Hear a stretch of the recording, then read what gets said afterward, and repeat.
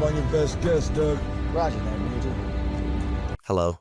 Welcome back to another episode of Masters of the Air, Episode 9. Review. A satisfying conclusion, but it doesn't surpass Band of Brothers.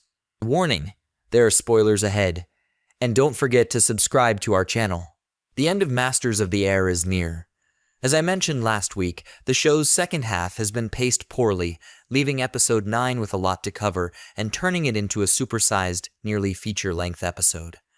Fortunately, it works because every plotline that is highlighted in this episode is strong, dramatic, and captivating enough to merit a conclusion, even though it throws off the overall atmosphere of the show. The last episode, however, marks a return to Masters of the Air at its finest after the program started to veer off course in the middle, and it all comes together to make for a compelling conclusion for the Apple TV Plus series. Rosenthal's Expedition. Rosenthal, who displays his unwavering leadership and composed nerves once again, stars in an exhilarating aerial performance that opens the event. It's terrifying as he frantically tries to steer the plane across to safer Russian land as it begins to crash. It's unclear if he will even survive. The show is at its best in this opening segment.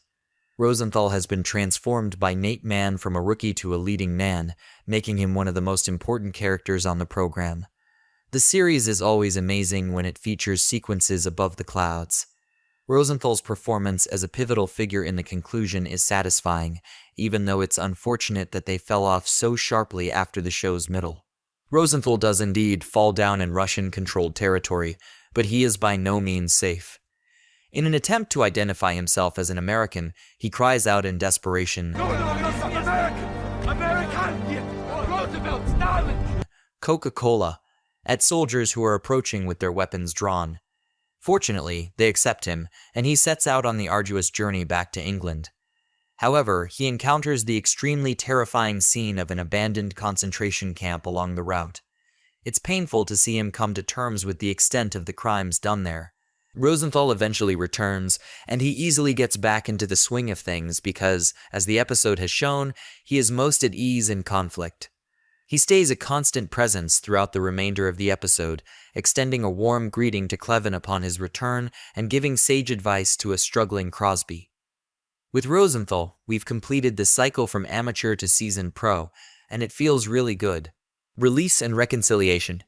But Egan and Clevin continue to be the central characters of the program. Their friendship is, and has always been the central theme of the play, as the ending makes evident. The journey through Germany is difficult and almost deadly when the POW camp is evacuated. When Clevin, Egan, and a few other people are finally in a position to try to flee, the tension rises as they try to do so one by one. However, Egan gets found and nearly gets shot. It adds poignancy to Clevin's long-awaited departure, but it also makes their eventual reunion in East Anglia all the more delightful when Clevin realizes it's his friend speaking to him on the radio. However, there's a thrilling, action-packed scene before that in which the new camp to which Egan is moved is liberated. It's heartening to see all the captured men of various allied nations finally get their freedom, and while Egan's raising of the flags and stripes over the camp may be a bit too literal, it's heartwarming to see the guys fight back after such a long time. The fact that the Tuskegee Airmen are mostly invisible is a little disheartening too, considering their debut last week established them as significant figures. A heartfelt change of scene occurs back at the base as Egan greets Rosenthal, Crosby, and Clevin on the radio as they return after a clear sky supply drop mission. It's a fitting last gasp for the characters we've been following for a very long time, until V-Day brings the war to an end and, in a poignant conclusion, finally returns the soldiers of the bloody 100th home. Observations. I stated in my analysis of episodes 1 and 2 that Masters of the Air might be able to hold its own against Band of Brothers. After the final credits have rolled, it's safe to state that, although the new program is a good companion, the quality of the original show hasn't been topped or even approached. That's understandable given the caliber of the Band of Brothers to some extent. However, it is disheartening that Masters of the Air dragged its feet so much in the lead up to the finale, given its phenomenally successful start, which featured a run of excellent episodes. Without the choppy pacing, the show may have been much better.